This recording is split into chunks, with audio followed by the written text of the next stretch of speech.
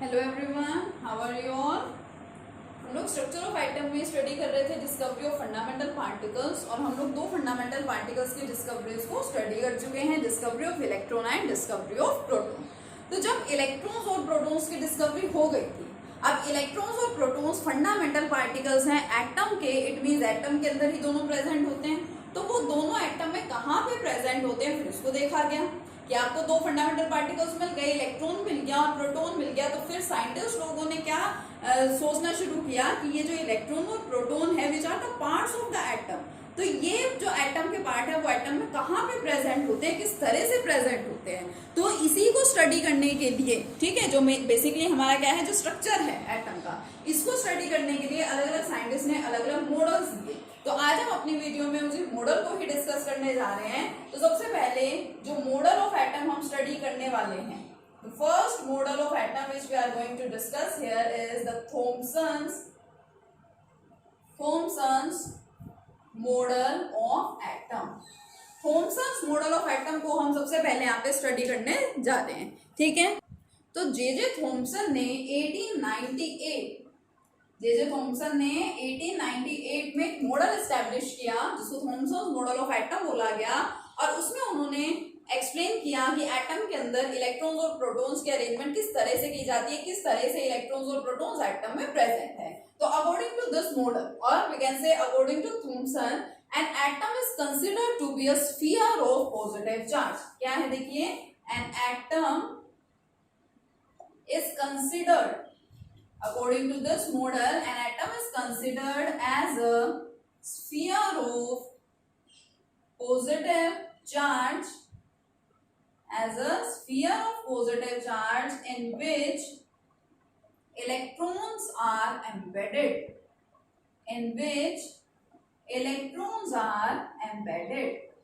क्या कहा थॉमसन ने, थॉमसन के अकॉर्डिंगली जो एटम है उसको कंसिडर किया गया as a sphere of positive charge, की जो एटम है वो इस तरह से प्रेजेंट है, और क्या है यहाँ पे पॉजिटिव चार्ज है, और उसी के बीच में इनमें इलेक्ट्रॉन्स आर एम्बेडेड। एम्बेड होने का मतलब क्या होता है, धसा हुआ होना। मींस ये जो पॉजिटिव चार्ज है इसी के अंदर इलेक्ट्रॉन्स क्या है, प्रेजेंट है, इलेक्ट्रॉन्स इसके अंदर इस तरह से धसे हुए हैं। जितना पॉजिटिव चार्ज जब इसमें प्रेजेंट है उतने ही नेगेटिव चार्ज इसके अंदर प्रेजेंट होंगे। It means this model explains the neutrality of the atom. This model explains the neutrality of the atom. जो चीज साइंटिस्ट को पता थी पहले से कि जो एटम है, एटम इज इलेक्ट्रिकली न्यूट्रल या atom is neutral as a whole, तो उस बात को इस मॉडल ने एक्सप्लेन कर दिया। अब थॉमसन ने ये बोला था कि एटम को उन्होंने कंसीडर किया एक पॉजिटिव चार्ज के स्फीयर की तरह से, और इस पॉजिटिव चार्ज के स्फीयर में क्या है, इसमें इलेक्ट्रॉन्स एम्बेडेड है, मतलब इलेक्ट्रॉन्स उसके अंदर धसे हुए हैं, उसके अंदर प्रेजेंट है। और उन्होंने ये बोला कि जितना पॉजिटिव चार्ज यहाँ पे प्रेजेंट है उतना ही यहाँ पे नेगेटिव चार्ज भी होगा। It means this model explains the neutrality of the atom. इस मॉडल ने क्या किया, इस मॉडल ने एटम की न्यूट्रलिटी को एक्सप्लेन कर दिया। लेकिन देखिए बहुत इंपॉर्टेंट पॉइंट है, इससे रिलेटेड आप लोग लोअर क्लासेस में भी स्टडी करते हैं, आप लोगों ने 9th क्लास में भी ये मॉडल स्टडी किया है, तो वहां पे भी आपने पढ़ा है that this model of atom is also known as the watermelon model. इस मॉडल को एक और नाम भी दिया गया है। क्या नाम इसको दिया गया है, वाटरमेलन मॉडल। मतलब इस मॉडल के अकॉर्डिंगली, ये तो उन्होंने बता दिया पॉजिटिव चार्ज और उसमें इलेक्ट्रॉन्स के बारे में उन्होंने बताया, तो इन्होंने क्या किया, इन्होंने एटम को कंपेयर किया with a watermelon. The atom was compared with a watermelon, और इन्होंने क्या कहा कि जिस तरह से हमारा वाटरमेलन होता है, वाटरमेलन में क्या है देखिए, रेड पार्ट है, ठीक है, वाटरमेलन के अंदर क्या है, सपोज रेड पार्ट है इसमें, और इसके अंदर कौन प्रेजेंट है, सीड्स प्रेजेंट होते हैं। मैं इस तरह से रिप्रेजेंट कर लूं, सपोज ये क्या है, सीड्स है, ठीक है। तो इन्होंने क्या कहा कि जिस तरह से वाटरमेलन के अंदर सीड्स प्रेजेंट होते हैं, सिमिलरली जो पॉजिटिव पार्ट है वो तो क्या है, वाटरमेलन का रेड वाला पार्ट है, और जो इलेक्ट्रॉन्स है वो क्या है, वाटरमेलन के सीड्स है। तो इन्होंने बोला कि जो एटम है उसको इन्होंने कंपेयर किया किससे, वाटरमेलन से, और इस मॉडल को और क्या बोल दिया गया, वाटरमेलन मॉडल भी बोल दिया गया, ठीक है। तो अगर आपसे पूछ लिया जाए वाटरमेलन मॉडल क्या है, तो यही होता है हमारा वाटरमेलन मॉडल। इसके साथ साथ इसका एक और नाम भी है, it is also known as the raisin pudding model. अब जिस तरह से कोई केक है, ठीक है, और जैसे उस केक के अंदर मान लीजिए आपने रेजिन्स लगा रखी हैं, ठीक है, या उसके अंदर आपने कुछ dry fruits suppose add up कर रखे हैं, तो सेम बात है, वही पॉजिटिव पार्ट है और उसके ऊपर आपने क्या उसमें एम्बेड कर दिए हैं, आपने उसमें इलेक्ट्रॉन्स को एम्बेड कर दिया। तो बेसिकली ये हमारा मॉडल है, सबसे सिंपलेस्ट और सबसे फर्स्ट मॉडल है Thomson's model of atom, and according to this model, an atom is considered as a sphere of positive charge in which electrons are embedded, and this model was compared with a watermelon, and it is also known as the raisin pudding model as well as the watermelon model. And this model explains the neutrality of the atom. इस model ने क्या किया, इस model ने atom की neutrality को भी explain कर दिया, मतलब इसके अकॉर्डिंगली जितना पॉजिटिव चार्ज यहाँ पे प्रेजेंट है उतना ही नेगेटिव चार्ज भी यहाँ पे प्रेजेंट होगा। तो पॉजिटिव और नेगेटिव चार्जेस अगर इक्वल है, इट मींस हमारा एटम कैसा हो गया, न्यूट्रल हो गया। लेकिन इस मॉडल की एक लिमिटेशन थी, ठीक है, क्या लिमिटेशन थी इसकी, देखिए, this model does not explain the scattering phenomena. इस मॉडल ने स्कैटरिंग फिनोमिना को एक्सप्लेन नहीं किया था, और जो स्कैटरिंग फिनोमिना है वो क्या है, the phenomena explain by Rutherford ने स्कैटरिंग फिनोमिना को एक्सप्लेन कर रखा है, ठीक है। न्यूट्रॉन देखिए इसके अंदर मैंने कहीं भी नहीं दिखाए हैं। अब आपको इस टाइम इस लेवल पे आपको पता है कि न्यूट्रॉन भी प्रेजेंट होते हैं, और आपको ये भी पता है कि जो इलेक्ट्रॉन है वो इसके अंदर प्रेजेंट नहीं होते हैं। लेकिन हम जो पढ़ रहे हैं that is the Thomson's model. उन्होंने क्या बोला था, हमें यहाँ पे जनरलाइज नहीं करना है कि ये मॉडल गलत है और इलेक्ट्रॉन्स तो यहाँ पे प्रेजेंट नहीं होते, या यहाँ पे तो न्यूट्रॉन्स के बारे में कुछ बताया ही नहीं गया है। ये वो सारी बातें हैं जो थॉमसन ने उस टाइम पे बताई थी, और जिस टाइम पे ये मॉडल आया उस टाइम पे न्यूट्रॉन की तो डिस्कवरी ही नहीं हुई थी, तो न्यूट्रॉन तो यहाँ पे आ ही नहीं सकते। और थॉमसन का जो मानना था, उन्होंने अपने मॉडल में उस तरीके से यहाँ पे एक्सप्लेनेशन दे दी थी। तो मॉडल का गुड पॉइंट अगर आपसे पूछा जाए तो गुड पॉइंट यही है कि this model explains the neutrality of the atom. Yes, अब देखिए हमारा सेकंड मॉडल क्या है, हमारा second model Rutherford's model of atom, जिसको हम न्यूक्लियर मॉडल ऑफ एटम भी बोलते हैं। और एक्चुअल में इसी मॉडल से क्या हुई थी, न्यूक्लियस की डिस्कवरी हुई थी। This model of atom leads to the discovery of the nucleus. जो हम आज बोलते हैं ना कि एटम में न्यूक्लियस प्रेजेंट है, वो न्यूक्लियस एक्चुअल में कहाँ से मिला था, रदरफोर्ड ने उसके बारे में बताया था, ठीक है। और रदरफोर्ड्स मॉडल ऑफ एटम में, मतलब न्यूक्लियर मॉडल ऑफ एटम में ही क्या हुई थी, डिस्कवरी ऑफ न्यूक्लियस हुई थी। अब देखिए है क्या ये मॉडल, इसमें क्या किया गया, ये इसको स्कैटरिंग एक्सपेरिमेंट भी बोला जाता है। जो हम स्कैटरिंग एक्सपेरिमेंट की बात कर रहे थे अभी, स्कैटरिंग एक्सपेरिमेंट, इस एक्सपेरिमेंट को थॉमसन ने एक्सप्लेन नहीं किया था, ठीक है। इन्होंने क्या किया, यहाँ पे इन्होंने एक लेड का ब्लॉक लिया, ये देखिए, और इसके अंदर इन्होंने यहाँ पे रेडियो एक्टिव सब्सटेंस लिया। रेडियम क्या होता है, radio active substance. Radio active substances क्या होते हैं, जो कि रेडिएशंस को प्रोड्यूस करते हैं। तो इन्होंने यहाँ पे रेडियम, जो रेडियो एक्टिव सब्सटेंस है, उसको यहाँ पे लिया। अब वो रेडियो एक्टिव सब्सटेंस क्या करेगा, कंटिन्यूअसली रेडिएशंस को एमिट करेगा। तो यहाँ से वो रेडिएशंस को, ये देखिए डॉटेड लाइन क्या शो कर रही है, रेडिएशन शो कर रही है, रेज शो कर रही हैं। और कौन सी रेज हैं ये, these are the alpha rays. अब देखिए जब रेडिएशन कहीं से आ रही है तो क्या ऐसा मतलब है 101% की वो रेडिएशन स्ट्रेट लाइन में ही जाएंगी, या वो कहीं पे डिफ्लेक्ट या डाइवर्ट नहीं हो सकती। सन है, सनलाइट आ रही है, सन से आपको रेडिएशंस मिल रही है, तो क्या वो रेडिएशन बिल्कुल सीधी सीधी आ रही है, क्या वो रेडिएशंस डिफ्लेक्ट नहीं होती हैं चारों तरफ, डिफ्लेक्शन उसमें होता है।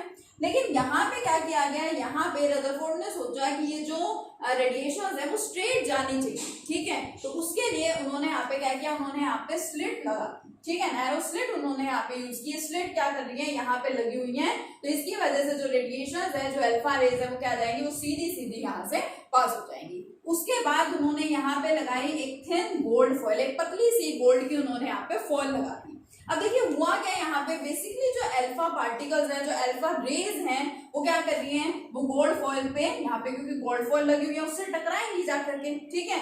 उसके बाद यहाँ पे लगा रखी है सर्कुलर जिंक सल्फाइड स्क्रीन। अब जब मैंने जिंक सल्फाइड यहाँ पे लिखा है तो आई होप कि आप लोग समझ गए होंगे कि what is this, it is our fluorescent material. और फ्लोरोसेंट मटेरियल क्या करेगा, मैं यहाँ पे फिर से रेज की बात कर रही हूँ, रेज हमें दिखाई नहीं देती हैं, तो ये फ्लोरोसेंट मटेरियल क्या करेगा, वहां पे जो रेज अगर यहाँ पे आके स्क्रीन से टकराएंगी तो वो आइडेंटिफाई करेगा कि कहाँ पे पार्टिकल्स ने या कहाँ पे रेज ने स्ट्राइक किया है, ठीक है, वो स्किंटिलेशंस प्रोड्यूस करेगी। तो ये मैंने यहाँ पे सर्कुलर क्या लगाई है, जिंक सल्फाइड स्क्रीन लगाई है। अब जैसे ही यहाँ से रेडिएशंस निकलनी शुरू हुई, क्योंकि रेडिएशंस चाहिए थी, अल्फा रेज चाहिए थी, इसलिए रदरफोर्ड ने यहाँ पे क्या रखा, रेडियो एक्टिव सब्सटेंस रखा। एक ब्लॉक के अंदर उन्होंने इस सब्सटेंस को रख दिया और फिर यहाँ से रेज निकलनी स्टार्ट हुई। जैसे ही वो रेज यहाँ पहुंची गोल्ड फॉइल पे, वो गोल्ड फॉइल के साथ जाकर के क्या हुई, टकराएंगी, क्योंकि रास्ते में जो स्क्रीन है, स्क्रीन के और रेज के बीच में कौन प्रेजेंट है, थिन गोल्ड फॉइल प्रेजेंट है। अब वो इस गोल्ड फॉइल से टकराएंगी और टकराने के बाद देखिए क्या हुआ। टकराने के बाद मैंने 3 तरह से एरोज बना के दिखा रखे हैं। फर्स्ट तो देखिए ये रे आई, यहाँ से टकराई और फिर ये सीधी सीधी चली गई, ये दिखाया। दूसरा देखिए कुछ रेज या रेज में पार्टिकल्स होते हैं ना, तो पार्टिकल्स भी बोल देते हैं। कुछ पार्टिकल्स यहाँ पे ऐसे थे जो थोड़ा थोड़ा से क्या हो गए, अपनी पोजीशन से डिफ्लेक्ट हो गए। डिफ्लेक्शन उन्होंने शो किया, मतलब उनको जाना तो कैसे था, उनको जाना तो बिल्कुल स्ट्रेट था, लेकिन थोड़े से पार्टिकल्स, सारे नहीं कह रही हूँ, थोड़े से पार्टिकल्स क्या हुए, डिफ्लेक्ट हो गए। और उन्होंने कुछ और भी ऑब्जर्व किया। 2 चीजें तो रदरफोर्ड ने ऑब्जर्व की कि कुछ पार्टिकल्स सीधे सीधे चले गए, कुछ पार्टिकल्स क्या हुए, डिफ्लेक्ट हो गए, और बहुत कम पार्टिकल्स की, अगर मान लीजिए यहाँ पे सीधा सीधा 20,000 पार्टिकल्स जा रहे हैं ना, तो उन 20,000 पार्टिकल्स में से कोई एक पार्टिकल, मींस बहुत कम पार्टिकल्स की यहाँ पे बात की गई है, ठीक है, हजारों में एक पार्टिकल, ठीक है। तो उनमें से कोई एक पार्टिकल ऐसा था जो ना तो ऐसे सीधा गया, ना उसने ऐसे डिफ्लेक्शन शो किया, लेकिन ये देखिए ये एरो, इसको अच्छे से देखिए, वो क्या हो गया, वो वापस आ गया, मतलब कि डिफ्लेक्टेड बैक। एक तो क्या हुआ, सीधा जाना, एक थोड़ा सा डिफ्लेक्ट हो जाना, और एक पार्टिकल, हजारों में से एक पार्टिकल क्या हुआ, वापस पीछे की साइड आ गया। तो रदरफोर्ड जब एक्सपेरिमेंट करा रहे थे, उन्होंने ये 3 चीजें ऑब्जर्व की। क्या क्या थी देखिए, अब देखिए उन्होंने क्या क्या ऑब्जर्व किया। मैंने आपको 3 बातें यहाँ पे बोली हैं, 3 चीजें उन्होंने ऑब्जर्व की। फर्स्ट क्या थी, most of the particles go straight. बहुत सारे पार्टिकल्स, मैक्सिमम पार्टिकल्स तो क्या चले गए, सीधे सीधे से चले गए यहाँ पे, ठीक है। Second, some particles deflected through small angles. कुछ पार्टिकल्स ऐसे थे जो छोटे छोटे एंगल से यहाँ पे क्या हो गए, डिफ्लेक्ट हो गए। और very few particles deflected back. बहुत कम पार्टिकल ऐसे थे जो क्या हो गए, जो वापस चले गए। अब सीधे गए या इन जगहों पर क्या हुआ, उन्होंने डिफ्लेक्शन शो किया, वो डिफ्लेक्ट हो गए, इतने इतने एंगल से वो डिफ्लेक्ट हुए। उन सबका राज क्या है यहाँ पे, ये सर्कुलर जिंक सल्फाइड स्क्रीन, क्योंकि फ्लोरोसेंट है और वो स्किंटिलेशन प्रोड्यूस कर रही थी। कि वैसे तो पार्टिकल्स यहीं में स्किंटिलेशन प्रोड्यूस कर रहे थे, मतलब बार बार फटाफट से सेकेंड्स के अंदर यहाँ पे क्या हो रही थी, स्किंटिलेशन प्रोड्यूस होती जा रही थी, चमक यहाँ प्रोड्यूस होती जा रही थी। इट मींस यहाँ पे सब्सटेंस या पार्टिकल्स क्या करते जा रहे हैं, स्ट्राइक करते जा रहे हैं। लेकिन फिर देखा, एक बार स्किंटिलेशन यहाँ पे प्रोड्यूस हो गई, इट मींस थोड़ा सा डिफ्लेक्शन हुआ, यहाँ पे प्रोड्यूस हो गई, डिफ्लेक्शन हुआ, ठीक है। तो ये जो जिंक सल्फाइड स्क्रीन है, इसी से ये सब पता चल रहा था। तो ये क्या है, हमारे रदरफोर्ड्स मॉडल के ऑब्जर्वेशंस हैं। अब उन्होंने ऑब्जर्वेशन की, अब उन्होंने देखा कि पार्टिकल सीधे भी जा रहे हैं, डिफ्लेक्ट भी हो रहे हैं, और कुछ एक पार्टिकल ऐसे भी हैं जो वापस भी जा रहे हैं। तो इनका कुछ ना कुछ रीजन तो होगा ना, इसका कुछ ना कुछ कंक्लूजन भी निकलना चाहिए कि अगर पार्टिकल सीधे जा रहे हैं तो उसका रीजन क्या है। तो 3 ऑब्जर्वेशंस थे, बहुत इंपॉर्टेंट है, ये पेपर में डायरेक्टली पूछा जाता है कि what are the observations and conclusions of the Rutherford model of atom. तो ये आपको सिंपल से लिखने हैं, ठीक है। अब फर्स्ट ऑब्जर्वेशन अगर है कि ज्यादातर पार्टिकल सीधे जा रहे थे, तो उस ऑब्जर्वेशन का कुछ कंक्लूजन में निकला होगा। उन्होंने कुछ कंक्लूड यहाँ से क्या किया कि क्योंकि ज्यादा से ज्यादा पार्टिकल सीधा सीधा जा रहे थे, अब पार्टिकल मान लो कहीं पे स्पेस प्रेजेंट है, वहीं पे तो जाएंगे। सपोज कहीं पे जगह प्रेजेंट नहीं है, तो वो कहाँ पे जा सकते हैं, पार्टिकल्स नहीं जा सकते। तो पार्टिकल्स बहुत सारे सीधे सीधे जाते जा रहे हैं। इट मींस यहाँ पे एटम के अंदर बहुत ज्यादा एम्प्टी स्पेस प्रेजेंट है, क्योंकि वहां पे एम्प्टी स्पेस प्रेजेंट है, इसीलिए पार्टिकल्स वहां पे जा पा रहे हैं, अदरवाइज वो नहीं जा पाते, ठीक है। सेकेंड, अब पार्टिकल्स क्या हो गए, थोड़े से डिफ्लेक्ट भी हो रहे हैं, मींस वो अपनी पोजीशन को थोड़ा सा चेंज कर रहे हैं, डिफ्लेक्शन वहां पे शो हो रहा है। उसका क्या रीजन है, देखिए अल्फा रेज है, पॉजिटिवली चार्ज रेज होती है, तो इनके पार्टिकल्स भी कैसे होंगे, पॉजिटिवली चार्ज, ठीक है।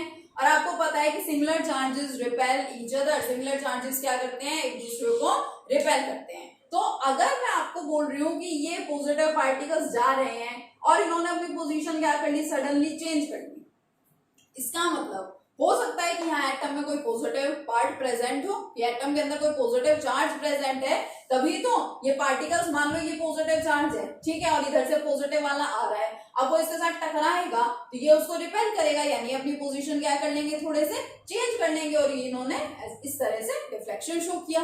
तो सेकंड ऑब्जर्वेशन का कंक्लूजन उन्होंने क्या दिया कि कुछ पार्टिकल्स डिफ्लेक्ट हो रहे थे, इट मींस एटम के अंदर क्या प्रेजेंट होगा, कुछ पॉजिटिव चार्ज भी प्रेजेंट होगा। और वापस चले जाने का रीजन क्या है, बहुत कम पार्टिकल्स ऐसे भी तो थे ना जो वापस से जा रहे थे, उसका क्या रीजन था? उसके लिए रदरफोर्ड ने ये सोचा, ये कंक्लूजन दिया कि एटम जो है उसके अंदर एक हैवी, एटम के अंदर क्या है, एक हैवी बॉडी प्रेजेंट है।